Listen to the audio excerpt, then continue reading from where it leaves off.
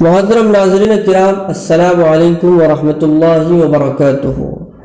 آج میں آپ حضرات کے سامنے صلاۃ التسبیح کی فضیلت اور اس نماز کو پڑھنے کا طریقہ بتاؤں گا، نیز اس کے متعلق کچھ احکامات پر بھی روشنی ڈالوں گا۔ دعا فرمائے اللہ مجھے صحیح کہنے اور آپ حضرات کو صحیح سننے کی توفیق عطا فرمائے۔ حدیث پاک میں آتا ہے کہ ایک مرتبہ جناب نبی کریم علیہ السلام نے اپنے محبوب چچا حضرت عباس رضی اللہ تعالی عنہ سے فرمایا، یا عمہ، اے میرے چچا، کیا میں آپ کو ایک تحفہ نہ دوں، آپ کو ایک ہدیہ نہ دوں، آپ کو ایک ایسا عمل نہ بتاؤں کہ جس کے کرنے سے اللہ تبارک و تعالی آپ کے 10 قسم کے گناہوں کو معاف فرما دیں گے؟ یعنی پہلے اور بعد میں کیے ہوئے گناہ، نئے اور پرانے گناہ، بھولے سے کیے ہوئے اور جان بوجھ کر کیے ہوئے گناہ، چھوٹے اور بڑے گناہ، چھپ کر کیے ہوئے اور کھلم کھلا کیے ہوئے گناہ، ان 10 قسم کے گناہوں کو اللہ تعالی معاف فرما دیں گے۔ پھر نبی کریم علیہ السلام نے اپنی چچا سے فرمایا کہ وہ صلاۃ التسبیح کی نماز ہے، اور یہ ایسی بابرکت نماز ہے کہ اللہ تبارک و تعالی اس نماز کی برکت سے بندوں کے 10 قسم کے گناہوں کو معاف فرما دیتے ہیں۔ پھر آپ نے اس نماز کا طریقہ بتایا کہ آپ صلاۃ التسبیح کی 4 رکعت نفل نماز اس طرح سے پڑھیں کہ آپ سب سے پہلے صلاۃ التسبیح کی 4 رکعت نفل نماز کی نیت باندھیں، سب سے پہلے صلاۃ پڑھیں اور صلاۃ کے بعد 15 مرتبہ آپ تیسرا کلمہ پڑھیں، یعنی سبحان اللہ والحمد للہ ولا الہ الا اللہ واللہ اکبر۔ پھر اس کے بعد اعوذ باللہ، بسم اللہ، سورہ فاتحہ اور اس کے ساتھ کوئی سورت ملائیں۔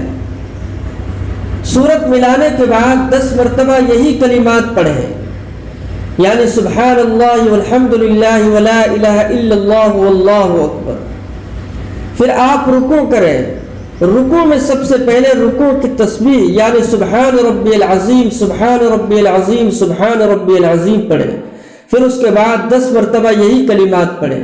پھر آپ رکوع سے کھڑے ہو جائیں اور کھڑے ہونے کی حالت میں آپ 10 مرتبہ یہی کلمات پڑھیں۔ پھر آپ سجدے میں جائیں، سجدے میں سب سے پہلے سجدے کی تسبیح پڑھیں، یعنی سبحان ربی الاعلی، سبحان ربی الاعلی، سبحان ربی الاعلی۔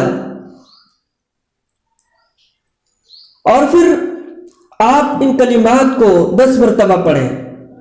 پھر آپ سجدے سے سر اٹھا کر بیٹھ جائیں، یعنی جلسے کی حالت میں آپ 10 مرتبہ یہی کلمات پڑھیں۔ پھر آپ دوسرا سجدہ کریں اور دوسرے سجدے میں بھی سب سے پہلے سجدے کی تسبیح، پھر اس کے بعد 10 مرتبہ یہی کلمات پڑھیں۔ اب آپ دوسرے سجدے سے سر اٹھا کر بیٹھنے کے بجائے ڈائریکٹ کھڑے ہو جائیں اور کھڑے ہو کر نیت باندھ کر سب سے پہلے 15 مرتبہ یہی کلمات پڑھیں، یعنی سبحان اللہ والحمد للہ ولا الہ الا اللہ واللہ اکبر۔ پھر آپ سورہ فاتحہ اس کے ساتھ کوئی سورت ملائیں اور آپ 10 مرتبہ یہی کلمات پڑھیں اور بقیہ نماز اسی ترتیب سے پوری کریں۔ حدیث شریف میں اس نماز کا ایک دوسرا طریقہ بھی بیان کیا گیا ہے، اور وہ اس طرح سے ہے کہ آپ 4 رکعت صلاۃ التسبیح کی نفل نماز کی نیت باندھیں۔ نیت باندھنے کے بعد آپ سب سے پہلے ثنا پڑھیں، پھر اس کے بعد اعوذ باللہ، پھر بسم اللہ، پھر سورہ فاتحہ اور اس کے ساتھ کوئی سورت ملائیں۔ سورت ملانے کے بعد اب آپ 15 مرتبہ یہ کلمات پڑھیں، یعنی سبحان اللہ والحمد للہ ولا الہ الا اللہ واللہ اکبر۔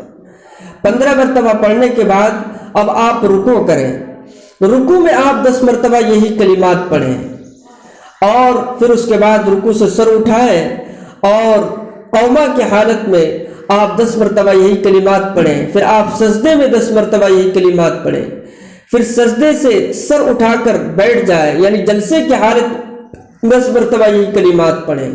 پھر اس کے بعد دوسرا سجدہ کریں اور دوسرے سجدے میں بھی یہی کلمات 10 مرتبہ پڑھیں۔ پھر اس کے بعد آپ دوسرے سجدے سے اٹھ کر ڈائریکٹ کھڑے ہونے کے بجائے بیٹھ جائیں اور بیٹھنے کی حالت میں آپ 10 مرتبہ یہی کلمات پڑھیں۔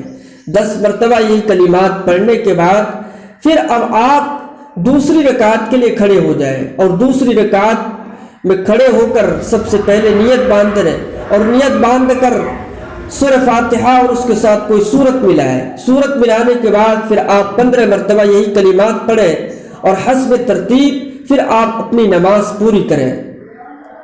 لیکن یہ یاد رکھیں کہ دوسری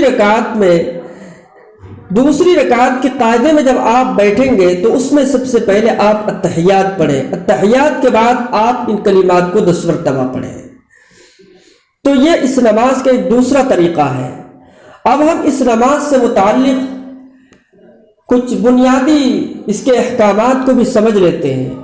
اس میں سے سب سے پہلی بات یہ ہے کہ اس نماز کا سب سے بہتر وقت کیا ہے. تو اس نماز کا سب سے جو بہتر وقت بتایا گیا ہے وہ زوال کے بعد ظہر سے پہلے کا وقت ہے. لیکن اگر کوئی اس وقت نہیں پڑھنا چاہتا ہے, کسی کے پاس وقت نہیں ہے, تو پھر جس وقت آپ کے پاس وقت ہے اس وقت آپ پڑھ لیں, اس میں بھی کوئی حرج نہیں ہے. ایک دوسری بات یہ ہے کہ اس نماز میں ہم کون سی سورت پڑھیں.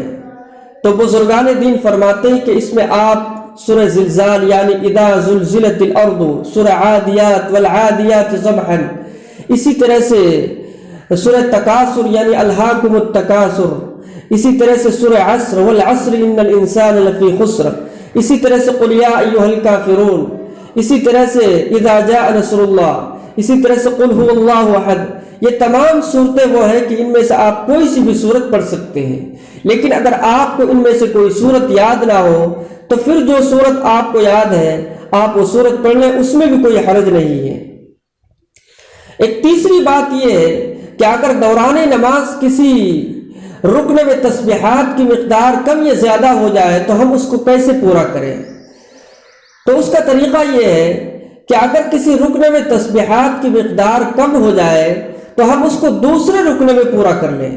مثال کے طور پر اگر قیام کی حالت میں آپ نے 15 کی جگہ 10 پڑھ لیا تو اب آپ اس کو رکوع میں پورا کریں. اسی طرح سے اگر آپ کی کچھ تسبیحات رکوع میں کم رہ گئی ہیں تو اب آپ اس کو سجدے میں پورا کریں. اس ترتیب سے آپ اپنی نماز پوری کر لیں. اللہ تبارک و تعالی سے دعا ہے کہ اللہ تبارک و تعالی ہم سب کو اس نماز کو پابندی کے ساتھ پڑھنے کی توفیق عطا فرمائے. وما علینا الا البلاغ. السلام علیکم ورحمۃ اللہ وبرکاتہ.